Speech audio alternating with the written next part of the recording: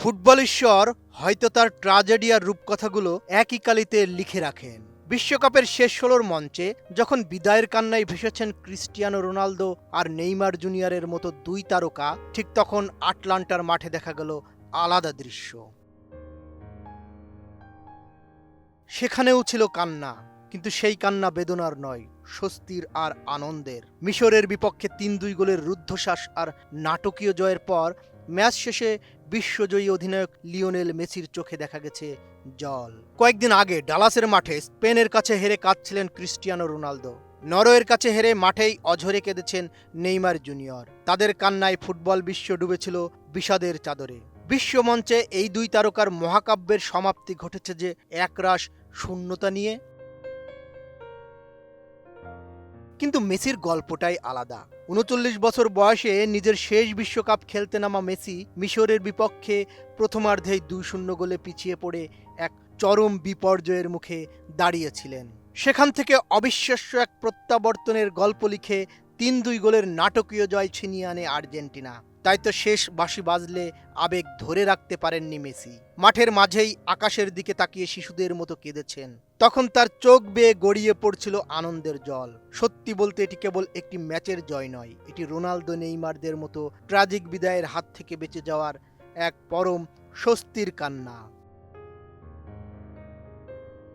Quality সম্পন্ন আন্তর্জাতিক মানের still bar CSRM, committed for better still. পিছিয়ে পড়ে ম্যাচে ফেরার জন্য ১৯ মিনিটে পেনাল্টি পায় আর্জেন্টিনা, কিন্তু বিশ্বকাপে দ্বিতীয়বারের মতো পেনাল্টি মিস করলেন মেসি। যে সময়ে সবচেয়ে বেশি জ্বলে ওঠার কথা, সেই সময়ে স্নায়ু ধরে রাখতে পারলেন না, পেনাল্টি মিস করলেন। নিজের ওপরে যেন রাগ আর ক্ষোভে ফুঁসছিলেন তিনি। ম্যাচ শেষে মিক্সড জোনে সাংবাদিকদের সঙ্গে মেসির কথাতে সেটিই ফুটে উঠল। পেনাল্টি মিস করার পর আমি ভীষণ রেগে গিয়েছিলাম নিজের ওপর। যেভাবে আমি শটটা নিয়েছি তাতে আমার মনে হচ্ছিল আমি পুরো দলকে ডুবিয়ে দিলাম।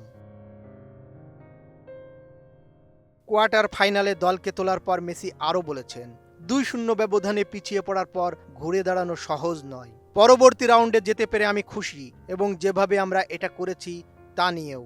২-০ হওয়ার পর পরিস্থিতি কঠিন হয়ে গিয়েছিল, এবং আবারও ম্যাচটি নিজেদের দিকে ঘুরিয়ে নেওয়াটা অনেক রোমাঞ্চকর যাত্রা ছিল। স্বাভাবিকভাবেই দলের হার না মানা মানসিকতার কথা আবারও বলেছেন মেসি।